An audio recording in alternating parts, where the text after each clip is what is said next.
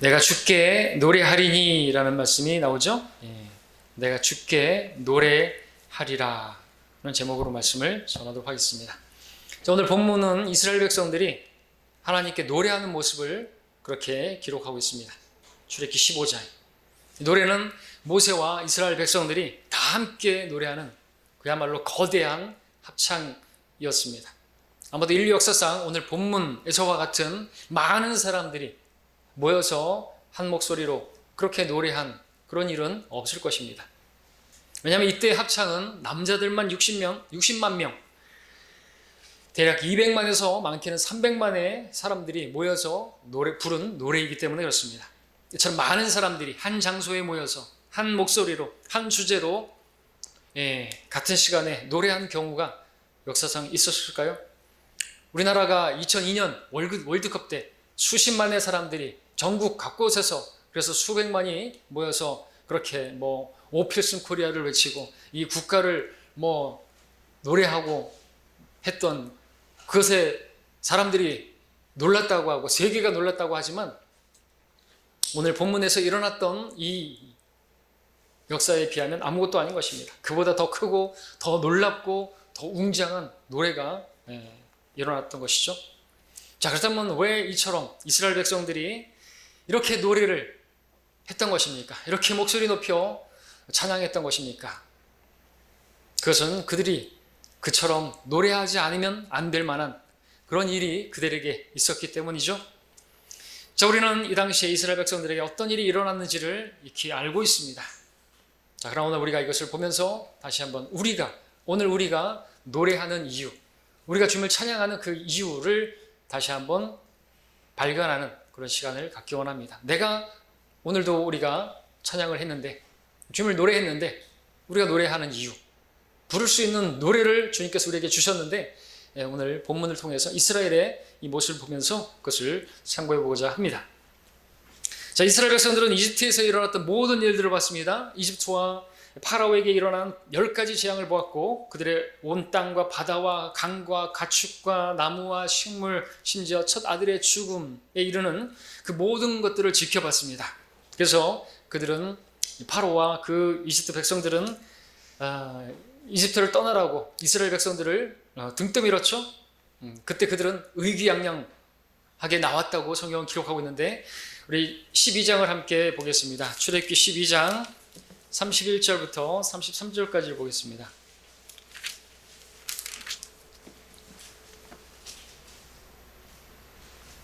12장 31절부터 파로가 밤에 모세와 아론을 불러 말하기를 너희와 이스라엘 자손들은 일어나서 내 백성 가운데로부터 떠나 너희가 말한 대로 가서 주를 섬기라. 또한 너희가 말한 대로 너희 양떼와 소떼도 데리고 가서 나를 위해서도 축복하라 하더라. 이집트인들이 백성들을 재촉하였으니 그들이 말하기를 우리 모두가 죽은 사람같이 되었도다 하며 그 땅에서 그들을 속히 내보내려고 하더라 그랬습니다. 자, 400년간 노예 생활하던 이스라엘 백성들이 대제국 이집트 거의 멸망해가는 그 모습을 보면서 그들로부터 이제 나오게 된 것입니다. 이집트는 거의 멸망의 위기까지 다다랐습니다. 파로와 이집트인들이 계속해서 완악하게 고집스럽게 행동했지만 하나님께서 역사하시고 그들은 하는 수 없이 포기하고 항복하고 이제 이스라엘 백성들을 내보내는 그런 상황에 이르렀습니다. 이 당시에 이스라엘 백성들을 생각해 보시기 바랍니다. 얼마나 어깨에 힘이 들었겠습니까? 의기양양했겠습니까? 400년간 침묵하던 것 같은 그 하나님께서 이집트의 모든 신들을 끝장내시고 이스라엘 백성들을 그들이 거하던 고센 땅에 하나님께서 초자연적으로 보호하시고 이집트에만 재앙을 내리는 그 모든 것을 눈으로 직접 목격하고 몸으로 체험했던 것입니다. 이집트인들은 힘이 없고 풀이 죽어있는 상태였는데 이스라엘 백성들은 그야말로 힘이 넘치고 의기양양하고 위풍당당한 그런 모습으로 있었던 것이죠. 왜냐하면 자신들을 향한 하나님의 보호하심이 너무나 분명했기 때문에 그랬던 것입니다. 그래서 그들은 마치 전쟁에서 승리한 승전군처럼 이집트인들에게서 금패물, 은패물, 의복들을 빼앗듯이 그렇게 가지고 나왔다고 12장 36절에서 그렇게 기록하고 있습니다. 성경은 이때 이스라엘 백성들의 모습을 군대라고 말씀하시는데 51절을 보니까 12장 51절에서 바로 그날을 주께서 이스라엘 자손들을 그들의 군대들대로 이집트 땅에서 데리고 나오셨더라 했습니다. 군대인 것이죠. 의기양양하고 위풍당당한 모습으로 그들은 나오게 되었던 것입니다. 자, 이처럼 위대한 일이 그들에게 일어났는데 어찌 그들이 목소리를 높여서 노래하지 않을 수가 있겠습니까? 너무나도 귀한 구원의 역사, 그로 인해서 입에서는 노래가 나오지 않을 수가 없죠. 여러분들도 즐겁고 기쁜 일이 있으면 입에서 노래가 나오지 않습니까? 흥얼거리 믿지 않는 사람들도 그러지 않습니까? 근데 우리에게 그런 노래가 아니라 우리에게도 놀라운 구원이 있기 때문에 우리는 큰 목소리로 주님을 노래하지 않을 수가 없는 것이죠. 이스라엘은 너나 할 것 없이 모세로부터 어린아이에서 노인에 이르기까지 모두가 다 하나님께 노래했던 것입니다. 이것이 바로 찬양이고 그것이 바로 하나님께 드리는 경배였던 것이죠. 소리 높여 찬양하지 않을 수 없어서 부르는 노래, 바로 그것이 주님 앞에서 그들이 받은 그 은혜를 표현하는 방법이었고 수단이었던 것입니다. 구원을 받았다면 주님을 노래해야 되는 것이죠. 찬양해야 하는 것입니다. 오늘 우리 역시나 하나님을 찬양하지 않을 수 없어서 목소리 높여 찬양을 불렀던 것이죠. 왜냐하면 우리에게도 이스라엘 백성들보다 더한 큰 은혜로, 큰 사랑으로, 큰 자비로 우리가 구원을 받았기 때문에 그렇습니다. 저 여러분들이 하나님의 은혜로 거저 값없이 큰 사랑으로 구원받았다는 것을 확신한다면 우리는 찬양해야 하는 것입니다. 자, 이스라엘 백성들이 노래한 이유, 그러나 조금 더 구체적으로 4가지로 이제 하나하나 살펴보도록 하겠습니다. 첫 번째, 자, 이집트의 노예 생활로부터 그들은 해방되었기 때문이다. 좀 더 구체적으로 말할 수가 있겠습니다. 그럼 15장 오늘 본문 2절을 보시면 다시 한번 읽겠습니다. 주는 나의 힘이요 노래이시며 주는 나의 구원이 되셨도다 라고 말씀하고 있습니다. 주는 나의 구원이 되셨도다. 구원을 받은 것입니다. 이집트 철영광로 지옥이 예표가 되는 그곳에서 구원받은 것이죠. 오늘 우리에게 한다면 우리는 지옥으로부터 구원을 받은 것이, 그래서 우리는 주님이 나의 구원이시기 때문에 주님은 또한 나의 노래가 되시는 분이십니다. 구원받은 사람만이 노래를 부를 수가 있는 것이죠. 세상 사람들이 부르는 노래는, 여러분들 구원받고 나서 여러분들이 세상 노래를 부르면 그거는 정말 어울리지 않는 것이에요. 노래라고 하는 것은요, 성경에서 이렇게 처음 나오는 것이 하나님을 찬양하고 하나님을 높여드리는 것입니다. 그것이 변질돼 갖고 사람들 사이에서 노래를 부르고 노래를 불러주고 하면서 상대를 기뻐하게 만들고 또 상대에 대한 어떤 감정을 표현하고 사랑 고백을 하고 뭐 생일 축가 노래를 부르고 하면서 즐거워하고 기뻐하지만, 원래 노래는 하나님을 찬양하고, 원래 우리가 지음받은 그 목적 자체가 하나님께 영광 돌리기 위한 목적으로 지음을 받은 것이잖아요. 그렇죠? 노래도 바로 그러한 것입니다. 물론 그 노래를 부르면서 우리도 기뻐할 수 있죠. 근데 그거는 하나님의 그 위대하신 능력과 또 그분의 베푸신 그 은혜와 자비와 사랑을 기억하면서 우리가 기뻐할 수 있는 것이지 단순하게 기뻐하는 게 아니죠. 그것을 다시 한번 생각하면서 나를 그렇게 구원하셨지, 그러면서 우리가 감정적으로도 기뻐할 수 있고, 그러나 그 찬양을 드릴 때, 그렇게 노래를 불러드릴 때 하나님께서 기뻐하시는 것입니다. 우리도 누군가를 위해서 노래를 불러주면, 사랑 고백을 노래로 불러주면 그 상대가 어떻게 해요? 너무나 기뻐하잖아요. 감동받지 않습니까? 하나님도 그렇게 감동을 받으시는 것입니다. 그러니까 우리는 노래를 불러야 되는 것이죠. 그것은 주님께 드리는 합당한 예배이고 그것은 우리 입술의 열매인 것입니다. 자, 이스라엘 백성들 생각해 보십시오. 이집트에서 탈출하기 전에 그들은요, 2장을 한번 볼까요? 2장 23절 24절을 보시면 그들이 어떤 모습이었는 것인가 기록하고 있는데,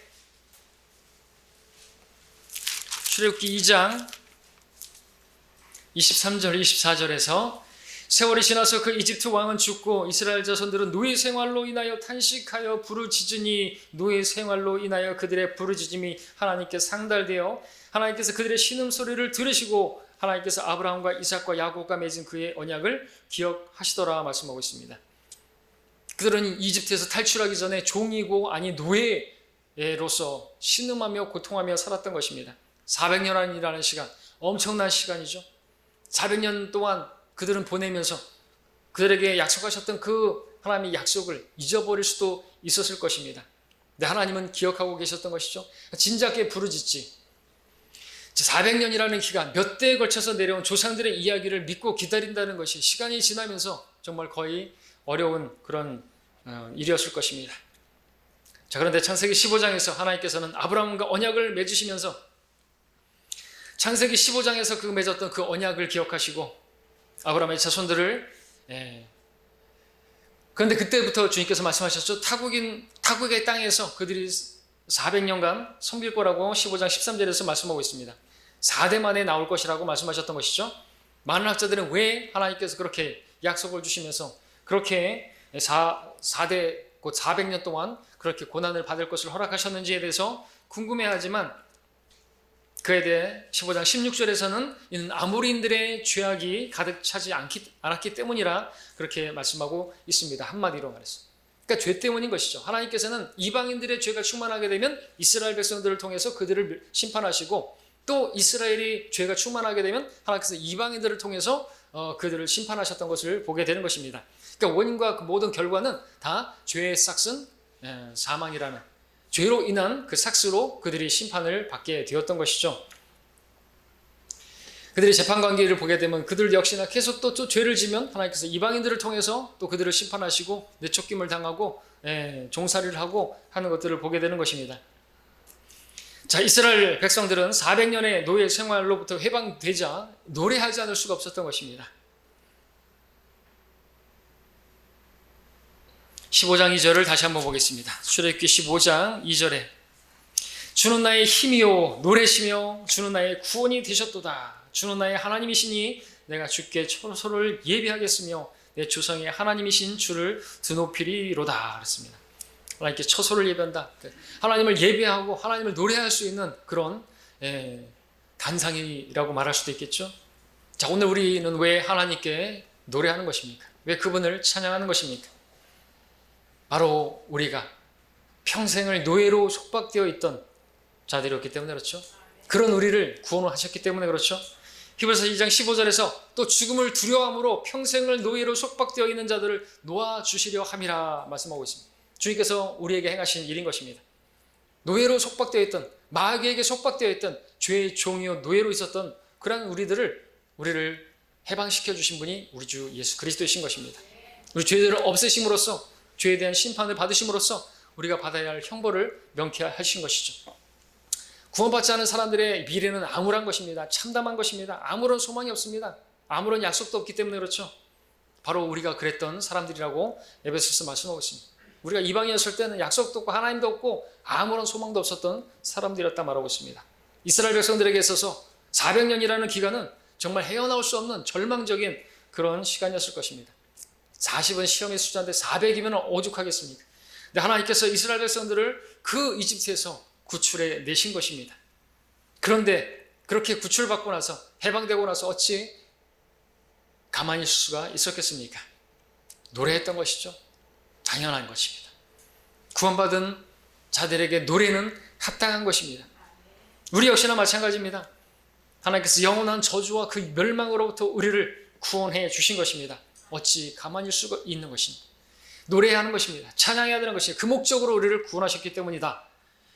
이는 하나님께서 그 사랑하시는 이 안에서 우리를 받아들이신 그의 은혜의 영광을 찬양케 하려 하심이라. 이는 값주고 사신 그 소유를 구속하기까지 우리의 유업의 보증이 되사 그의 영광을 찬양케 하려 하심이니이다. 에베소 1장 6절 14절입니다. 구원받은 자들은 마땅히 구원하신 주님을 찬양해야 하는 것이죠. 물에 빠진 사람 건져주면 그 건져준 사람을 향해서 감사합니다라고 하는 것은 그것은 찬양인 것입니다. 높여드리는 거죠. 우리에게 있어서 노래는 하나님을 위한 것입니다. 우리가 그리스도인들이 세상에 노래를 부르는 것처럼 어울리지 않는 옷도 없는 것입니다. 하나님께 부르는 것이 노래인 것을 기억하시기 바랍니다. 우리에게는 진짜 노래가 있어요. 부를 수 있는 노래를 주셨어요. 우리 찬양에 있는 것처럼 가사에 있는 것처럼 우리가 찾고 있던 그 뭡니까? 우리를 인도할 깃발을 찾고 있었고 우리에게 부를 수 있는 노래를 주신 분이 주님인 것입니다. 우리는 고난 중에도 그래서 노래할 수가 있는 것이죠. 그래서 여러분들 막 입에서 불평이 나올 때 찬양을 해보십시오. 그러면 그 불평이 사라지고 감사로 바뀌게 될 것이죠. 찬양을 생각한다면 여러분이 받은 것을 생각해 본다면 생각해 보면 감사할 일이 있고 감사할 일이 있으면요 찬양이 나오는 것입니다. 노래가 나오는 것이죠. 그러면 누가 그러겠죠? 뭐 좋은 일이냐? 그럼 우린 좋은 일 있고 말고 찬양할 수가 있는 것입니다. 항상 기뻐할 수가 있고 모든 일에서 감사할 수가 있는 것입니다. 자, 두 번째로 이스라엘 백성들을 노래한 이유가 무엇인가? 홍해 바다를 건넜기 때문이다 라는 것을 보도록 하겠습니다. 우리 출애굽기 15장 8절을 보시면요, 이게 계속 노래인데 그 하나하나 그 내용들이 그 가사예요. 노래 가사인 것입니다.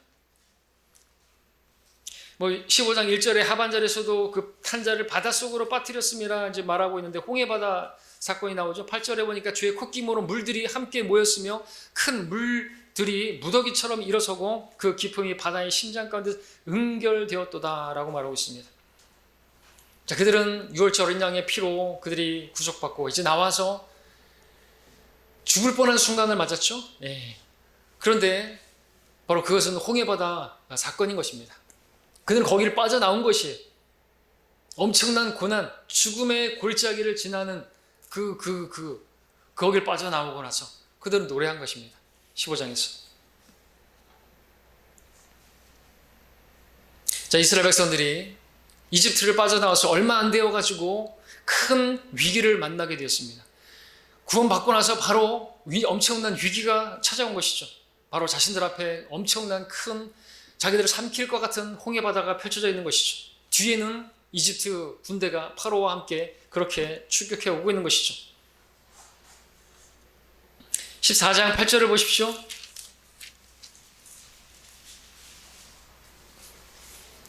주께서 이집트 왕 파라오의 마음을 완악하게 하심으로 그가 이스라엘 자손들을 뒤쫓으나 이스라엘 자손들은 의기양양하게 나갔더라 그랬습니다. 내보내놓고 쫓아오는 것입니다. 생각해보니까 아닌 것 같아서 화가 나서 다시 추격하는 것입니다. 자, 그리고 그들이 피하여로 그 바다 근처에 바로 홍해 앞에 당면하게 되었고 뒤에는 도끼를 품은 파로와 600병거가 달려오고 있는 것이죠. 그 순간 그들에게 충만했던 것은 담대함이 아니라 두려움이었고 그냥 두려움도 아니고 심히 두려워했다고 14장 10절에 보게 되면 기록하고 있는데 파로가 가까이 다가올 때 이스라엘 자손들이 눈을 드니 보라 이집트인들이 그들에게 진군해 오는지라 이스라엘 자손들이 심히 두려워하며 주께 부르짖더라 라고 말씀하고 있습니다.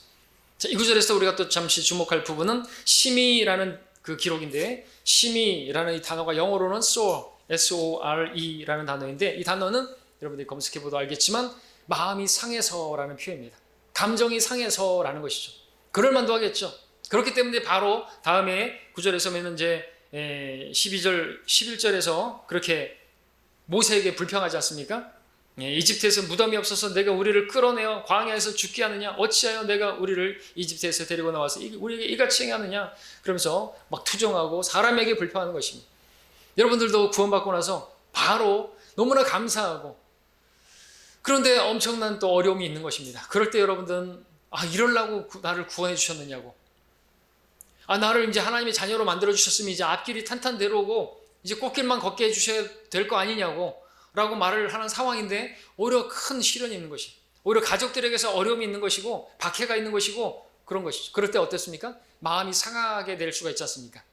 그냥 두려워하는 것뿐만 아니라 마음이 상하는 것이 하나님께 대한 어떤 원망과 그런 마음도 있는 것입니다. 막 당당하게 의기양양하게 이집트에서 승리한 군대처럼 그렇게 빠져나왔는데 얼마 안 되어서 하나님께서 엄청난 시련을 그 위험을 그렇게 허락하셨다는 것이 얼마나 사실 여러분들이 생각해보면 짜증날 만한 일이겠습니까? 너무나 싫었던 것이겠죠? 우리도 하나님을 노래할 만한 정말 입에서 노래가 나올 만한 어떤 상황들을 허락해 주셨는데 기도 응답해 주셨는데 그래서 그것이 이제 뭔가 되는 것 같은데 갑자기 이상하게 일이 꼬이고 그러면 하나님 이게 뭡니까? 하면서 하나님께 대해서 감정이 상해서 하나님을 원망하기도 하고 그런 마음 때문에 또 사람에게 또 불평하기도 하고 그럴 수 있죠. 목사님이 기도를 안 해주셔서 그러면서 모세를 대적했던 것처럼 목사에 대해서 막 이렇게 불평한다고 한다든지 그럴 수도 있지 않습니까? 보게 되면 왜 모세에게 불평하는 것이 하나님께서 다 허락하신 상황들이고 또 더 좋은 것을 허락하시기 위해서 하나님의 능력을 보여주시기 위해서 그렇게 했던 것이죠. 자, 홍해는요 배교한 그러한 신학자들이 말하는 것처럼 그냥 무릎도 안 되는 갈대숲이 아니라 엄청난 바다인 것입니다. 홍해는 건널 수 없는 그 불가능 절망 그 자체였던 것이죠. 근데 그 바다를 이스라엘 백성들은 마른 땅을 걷듯이 그렇게 걸었던 것입니다. 14장 22절 보십시오. 이스라엘 자손들은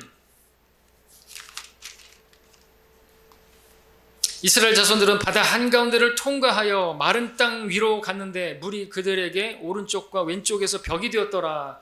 29절에서도 그러나 이스라엘 자손들은 바다 가운데서 마른 땅 위로 걸어갔으며 물이 오른쪽과 왼쪽에서 그들에게 벽이 되었더라 기록하고 있습니다. 여러분들이 이러한 기적을 경험했다고 한다면 어찌 노래하지 않을 수가 있겠습니까? 정말 놀라운 일을 경험한 것이죠. 그것을 하나하나 조목조목 그렇게 이야기하면서 가사로 노래하지 않겠습니까? 하나님께서 철영광로 이집트에서 구원하셨을 뿐만 아니라 또 죽음의 고난에서 그들이 이제 죽었다고 생각하는 그런 상황에서 또 구원하시는 분이신 것입니다. 구원하시고 또 구원하시는 우리 찬양이 있는 것처럼 구원하실 뿐만 아니라 우리 혼을 구원하실 뿐만 아니라 우리를 위기 가운데서 구원해 주시는 분이신 것입니다. 그래서 출애굽기 15장의 그 찬양의 그 노래는요, 단지 그들의 그 이집트에서의 구원뿐만이 아닌 것입니다. 이스라엘은 자신들을 죽음의 바다에서 구원하신 하나님께 소리 높여 찬양을 했던 것이죠. 자, 그들이 홍해 바다를 지난 것은 뭡니까? 고린도서 10장에 따르면 모세의 침례를 받았다 그랬습니다. 침례라는 게 뭡니까? 죽는 것이고 장사되어지는 것이고 부활하는 것입니다. 그들은 죽다 살아난 것이죠. 죽었다가 살아난 것입니다. 그렇게 본다고 한다면 그들이 그 홍해를 들어간다는 것 자체는요, 죽으면 죽으리라 하고 들어간 것일 수도 있는 것이죠. 히브리서 11장 29절에 따르면 이스라엘은 믿음으로 홍해를 들어간 것이에요. 믿음으로 그들은 마른 땅을 가듯이 홍해를 통과하였으나 이집트인들은 믿음으로 한 게 아니죠. 그렇게 해보려고 시도하다가 물에 빠져 죽었느니라 기록하고 있습니다. 그렇다면 이 이스라엘 백성들은 믿음으로 들어간 것이에요. 주님의 말씀을 믿고 또 죽으면 죽으리라고 들어갔던 것이죠. 그들은 죽은 것이에요. 장사된 것입니다. 그랬더니 죽은 것이 아니라 살아나게 됐습니다. 죽은 자 가운데서 부활한 것과 같은 그런 일을 경험한 것이죠. 자, 우리도 마찬가지입니다. 하나님께서 우리를 혼을 구원하셨을 뿐만 아니라 우리를 또 큰 시련이나 고난에서 우리를 구원해내시는 분이십니다. 구원받은 이후에 우리에게 큰 고난들이 있었고 또 있을 것인데 그때 우리는 어떻게 해야 됩니까? 이스라엘 백성들처럼 하나님께 부르짖어야 되는 것입니다. 그냥 마음이 상해가지고 그냥 주저앉고 낙심할 게 아니라 하나님을 불러야 된다는 것이죠. 그러면은 주님께서 응답해 주시는 것입니다. 고난의 날에 나를 부르라. 내가 너를 구해낼 것이요 너는 나를 영화롭게 하리라. 시편 50편 15절입니다. 근데 주님께서는 우리를 죽음으로 내모는 그런 상황을 허락하시고 그런 가운데서 어떤 일을 하라고 하시는데 그때 필요한 게 믿음인 것입니다. 믿음이 없으면 하나님께서 어떻게 하라는 것, 우리가 말씀을 통해서 배우지만 믿음이 없으면 그렇게 행하지 않죠. 그렇게 하면 죽을 것 같아요. 그러나 죽지 않습니다. 믿으면 죽는 것이 아니라 죽으면 열매를 맺죠. 죽으면 오히려 생명을 얻습니다. 죽지 않으려고 하면 잃을 것이고 죽으면 얻을 것이고 죽으면 믿으면 하나님의 영광을 볼 것이라고 말씀하지 않았습니까? 믿음이 필요하죠. 하나님께서 허락하신 그 상황에서 어떤 믿음이 필요합니까? 정녕 내가 죽음의 그림자의 골짜기를 지날지라도 악을 두려워하지 않으리니 이는 주께서 나와 함께 계심이요 라는 믿음이 필요하겠죠. 주님께서 함께 하시니까 그냥 걱정 말고 가라 이거죠. 여러분 생각해 보시오. 물벽으로 이렇게 돼 있고 엄청난 거기에 무슨 아크릴이나 두꺼운 강화 유리로 이렇게 두꺼운 것으로 막아 놓지 않으면은 이게 쏟아지는 상황이에요. 거기 들어가는 건 진짜 믿음으로 들어가야 되는 것이에요. 우리에게도 고난 날에 주님을 불렀는데 주님께서 거기를 들어가래요. 근데 가면 구해 주시겠대요. 믿음이 필요하다는 것이죠. 그러면 이제 그렇게 말씀대로 하면 믿음으로 행하면 뭘 보게 되죠? 하나님의 영광을 보게 되는 것이죠. 믿으면 하나님의 영광을 보게 되는 것입니다. 그리고 그 하나님의 영광을 보게 되었다면 우리가 해야 될 게 뭐냐 이것이죠. 고난의 날에 건져냄을 받았다면 이제 뭘 해야 된다고요? 너는 나를 영화롭게 하리라. 고난의 날에 나를 부르라. 내가 너를 구해낼 것이요 너는 나를 영화롭게 하리라. 하나님께서 우리가 하나님을 영화롭게 해드리게 할 목적으로 우리를 구원해 내신 거예요. 하나님 영광을 받지 않습니까? 거기를 통과하는 놀라운 영광을 받지 않습니까? 그럼 우리가 뭘 해야 돼요? 노래해야 되는 것이죠. 그 노래로 주님을 영화롭게 해드리는 것이에요. 그 위기 가운데서 여러분들 기도 응답 받고 나서 그 어려운 것들을 해결받고 나서 뭐 하면 안 된다고요? 먹튀하면 안 된다고요. 10번 중에 9번은 감사하지 않는 것이 열의 9이라는 말이 거기서 나는 것이죠. 기도 제목을 쓰시고 기도 응답을 받았으면 감사해야 되는 것이에요. 생각해야죠. 그리고 기도할 때는 여러분들 기도 제목 내놓을 때는 이걸 응답하시면 하나님께서 해주셨다고 내가 간증하고 찬양하겠다고 감사드리겠다고 해야 되는 것입니다. 하나님께 영광 돌리지 않는 것이 배교예요. 여러분들이 잘나서 여러분들이 능력이 있어서 여러분들이 지금 있는 게 아니지 않습니까? 진실로 믿으면 하나님의 영광을 볼 것입니다. 하나님의 영광을 봤다면 노래해야 되는 것이죠. 사람들 사이에서도 노래를 불러주는 게 뭡니까? 어떤 뭔가 있으니까 노래를 불러주죠. 그 노래를 불러주면 감정이 상하는 게 아니라 감정이 회복되어지고 어떤 위로의 노래를 불러준다든지 뭐 그런 이유. 그런데 그거하고 다르게 하나님께서는 우리가 또 노래를 부름으로써 하나님을 찬양하면서 우리가 또 회복되어지길 바라는 것이고 우리가 그 하나님을 잊지 않기를 바라는 것입니다. 계속해서 우리가 합당히 행하는 것을 원하시는 것이죠. 노래를 부름으로써 감사하기를 원하시는 것입니다. 잊었던 나의 잊어버린 하나님의 은혜를 기억하고 감사를 드리는 것이죠. 그러면 쭉 올라가면 구원부터 시작해서 고난의 날에 나를 건져내신 그 주님을 기억하면서 감사를 드리게 되면 우리는 또 기뻐할 수 있는 것이죠. 그것을 하나님께서 기뻐하실 뿐만 아니라 우리에게 기쁨을 주시기 위해서 그렇게 찬양하라고 말씀하시는 것이죠. 하나님은 그러십니다. 하나님은 그러신 분입니다. 노래를 들으실 때 기뻐하시고 또 노래를 부르게 하심으로써 여러분들이 기뻐하고 그 기쁨을 회복하기를, 그 사랑을 회복하기를, 그 첫사랑을 기억하기를 바라시는 것이죠. 그래서 우리가 모일 때마다 찬양을 하는 것입니다. 여러분들이 날씨가 우중충하다고 해서 오늘처럼 그렇게 비가 온다고 해서 먹지 낀 구름같이 얼굴을 하고 있지 않기를 바라시는 것이죠. 여러분들이 예배하기 위해 모였습니까? 여러분 왜 오신 것이죠? 하나님을 찬양하기 위해 오셨어요? 그러면은 여러분들 기뻐하면서 찬양해야 되는 것이고 목소리 높여 찬양해야 되는 것입니다. 마스크 썼기 때문에 좀 어렵긴 하지만 그래도 여러분들이 할 수 있는 대로 찬양을 드려야 되는 것이고 여러분 하나님께 노래하기 위해서 오신 거예요. 여러분 예배하는 것이 그 가운데 찬양이 있어요. 여러분이 합당한 것이고요. 그것을 통해서 여러분들이 기쁨도 회복하기를 원하시는 것입니다. 자, 이스라엘 백성들은 그 어떤 능력으로도 건져낼 수 없는, 어떤 능한 손으로도 건져낼 수 없는 그 큰 죽음의 바다에서 그들은 나온 것입니다. 어찌 찬양하지 않을 수가 있겠습니까? 어찌 찬양 안 할까? 그 사실로 인해서 입 다물고 있을 수 없어서 노래하며 찬양했던 것이죠. 우리도 그러한 놀라운 능력을 받다면, 하나님의 영광을 받다면, 큰 고난에서 구원하신 그 일들이 있었다고 한다면 기억하시고 여러분 찬양해야 하는 것입니다. 세 번째, 이스라엘 백성들을 노래한 이유가 무엇입니까? 원수가 멸망했기 때문에 그렇습니다. 파라오, 적그리스도의 예표죠. 사탄의 모형이죠. 출애굽기 3장 19절을 보시면요. 3장으로 가서 보시면은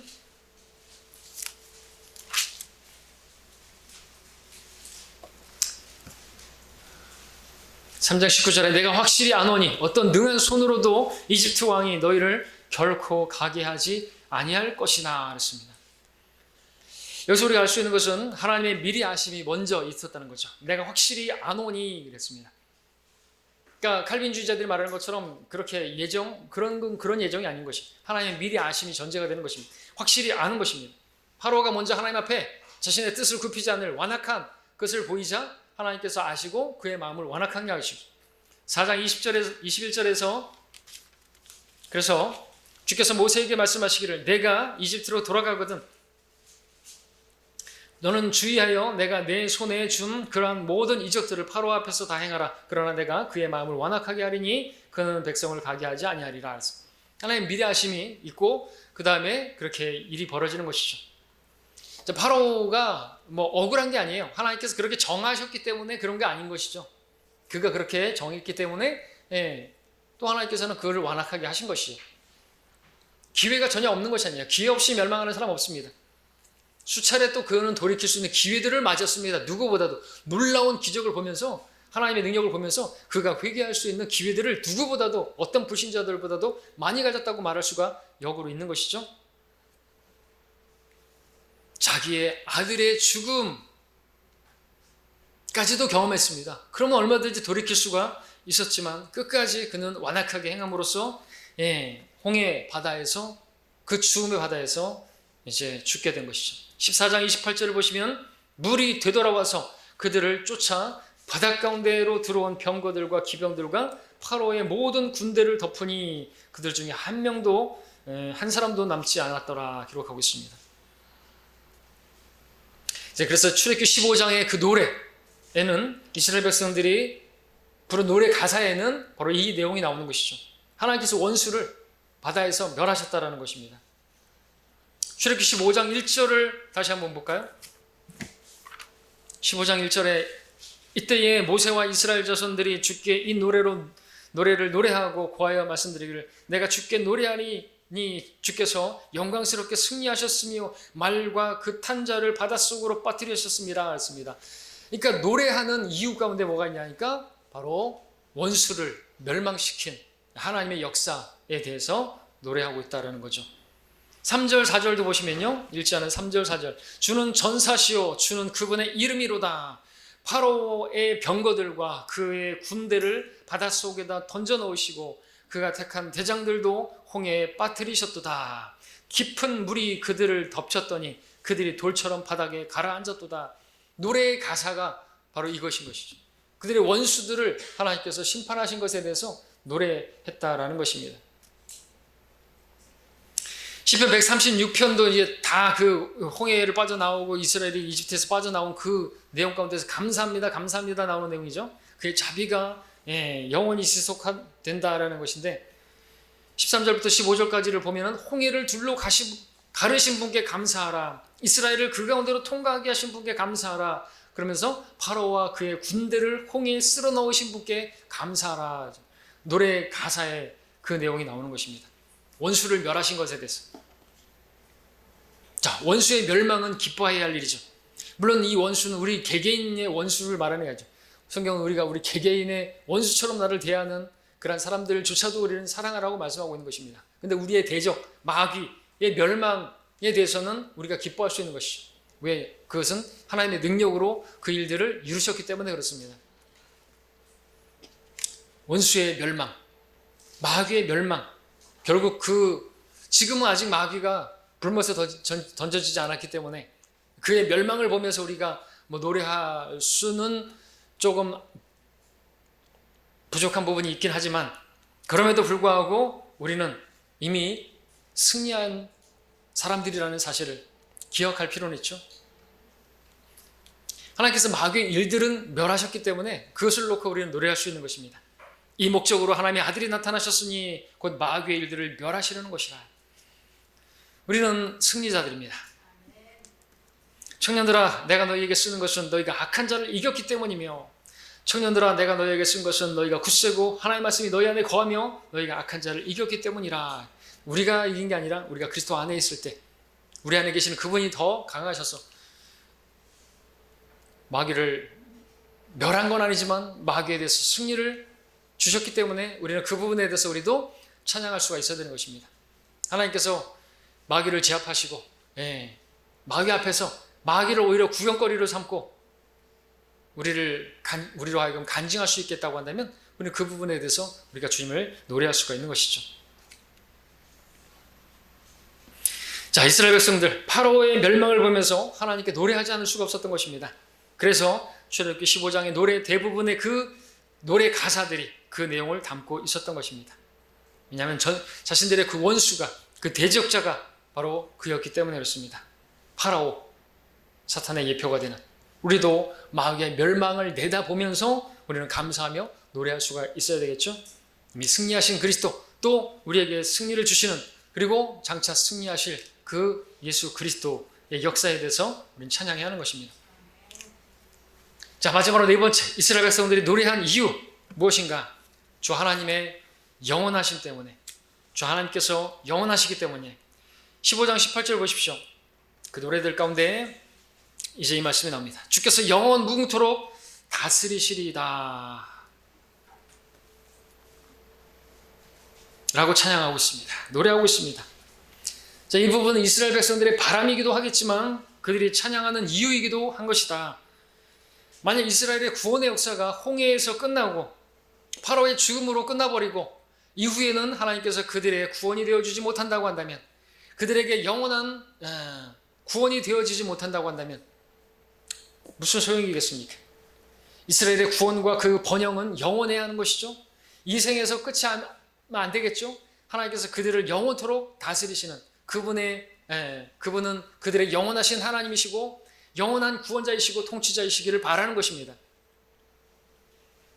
하나님은 영원하신 분이신 것입니다. 우리 하나님께서 영원하신 아버지이신 것입니다. 그 자체가 찬양할 노래인 것입니다. 그래서 이스라엘은 하나님께서 자신들을 영원 무궁토록 다스려 주시기를 노래하고 있는 것입니다. 우리도 구원 마찬가지인 거죠. 우리 구원은 이 생이 다가 아니에요. 이 생에서 우리가 뭐 잘 먹고 잘 살게 해주고 어려움을 해서 해방이 시켜주시고 그것이 끝이라면 뭡니까? 우리의 구원은 영원한 구원인 것입니다. 우리를 구원하셨을 때 그 구원은 영원한 구원이에요. 우리가 예수님을 영접했을 때 받은 구원은 영원한 생명인 것입니다. 이게 성경을 변개시키면 안 되는 것이죠. 우리가 영접하는 자들에게 하나님의 아들들이 되는 권세를 주셨고, 우리가 그분을 믿으면 영원한 생명을 얻게 하려 하심이라고 말씀하셨다면, 그 영원한 생명, 우리가 구원받을 때 받은 생명은 영원한 생명이라는 것입니다. 이것을 변개시키는 사람들이 있습니다. 그 생명은 일시적인 생명이라고, 끝까지 견뎌야지 그 영원한 생명에 이룰 수 있다고 가르치는 것입니다. 아니에요. 영원하신 하나님께서 우리가 예수님을 영접했을 때 받은 그 생명은 영원한 생명이라고 말씀하시는 것입니다. 우리 구원은 영원히 안전하게 보장되는 것입니다. 왜? 하나님은 영원하신 하나님이시고 우리에게 주신 생명은 영원한 생명이기 때문에 그렇습니다. 우리가 받을 때는 영원한 생명이지만 받고 나서 죄를 지면은 그 생명이 영원한 것이 아닌 것으로 바뀌어지게 되면 처음부터 그것은 영원한 생명이라고 말하면 안 되는 것입니다. 단어를 변개시키면 안 됩니다. 영원한 생명이에요. 가만히 생각해 보십시오. 여러분들의 구원은요, 영원한 구원이고 절대로 여러분들 지옥 가지 않고 영원히 안전한 것입니다. 여러분 영원한 생명을 소유한 것입니다. 가만히 생각해 보십시오. 생각하면 감사할 수 있고 감사하면 노래할 수 있는 것이죠. 우리 주님께서는 우리를 통치자와 구주로 삼으셨다고 베드로는 얘기했는데, 우리를 구원하신 그분은 우리를 또한 통치하기를 원하시는데 영원한 통치입니다. 우리는 그분과 함께 영원한 또 통치를 할 사람들인 것입니다. 이것을 여러분들이 확신한다면, 믿는다면 어찌 찬양하지 않을 수가 있겠습니까? 이스라엘 백성들은 그들의 일시적인 구원을 노래한 것이 아니라 영원한 구원을 노래한 것이죠. 일시적인 하나님이 아니라 영원하신 하나님을 노래한 것입니다. 그리고 그 하나님께서 자신들을 영원 무궁토록 다스려 주시기를 바라셨던 것처럼 우리 그리스도인들 역시나 영원하신 하나님, 그분의 통치로 인해서 우리는 찬양해야 하는 것이죠. 그분께서 여러분들을 통치하게 하실 것입니다. 그 통치는 영원한 통치일 것입니다. 우리가 행한 그 섬김은요, 구원이 아니라 통치의 질을 보장하는 것이죠. 그 상급, 그 통치, 그것의 좌우가 되는 것이지 구원을 당락을 짓는 것이 아닌 것입니다. 자, 우리 하나님께서 우리에게 주신 생명이 영원한 생명이고 그 구원은 영원한 구원이기 때문에 여러분들은 주님을 노래해야 하는 것입니다. 찬양해야 하는 것입니다. 말씀을 정리하겠습니다. 자, 이스라엘 백성들이 왜 그토록 이 어마어마한 놀라운 합창을 했는 것인가 우리가 살펴봤습니다. 그들은 자신들이 이집트의 노예 생활에서 건져진 것을 인해서, 그리고 그 홍해 앞에서 그 죽음의 바다를 건넌 것으로 인해서, 그리고 그 원수 파라오의 멸망을 바라보면서 거기서 구원하신, 그리고 영원한 구원이 되시는 그 하나님을 인하여 노래했다라는 사실을 보았습니다. 그렇다면 우리 그리스도인들은 어때야 되겠습니까? 마찬가지죠. 우리도 죄의 형벌의 장소인 지옥으로부터 구원해 주셨기 때문에, 그리고 큰 고난, 죽음의 그림자를 지나는 것 같은 그 상황에서 우리를 구원해 주신, 그리고 마귀의 권세로부터 우리를 구원해 주실 영원한 구원을 주신 분이라고 믿는다면 그분을 노래해야 한다는 것입니다. 노래해야 합니다. 소리 높여 찬양해야 되는 것입니다. 여러분, 그분을 찬양할 때 입술로만 움직이지 마십시오. 그냥 립서비스로 그냥 찬양하지 마시기 바랍니다. 우리는 그분을 찬양해야 할 충분한 이유가 있는 것입니다. 세상 사람들이 부르는 노래하고는 차원이 다른 그런 노래를, 진짜 노래를 주셨습니다. 부를 수 있는 노래를 주신 그분을 노래해야 하지 않겠습니까? 그분을 노래하는 그 찬양을 넘치게 하는 우리가 되기를 바랍니다. 기도하겠습니다.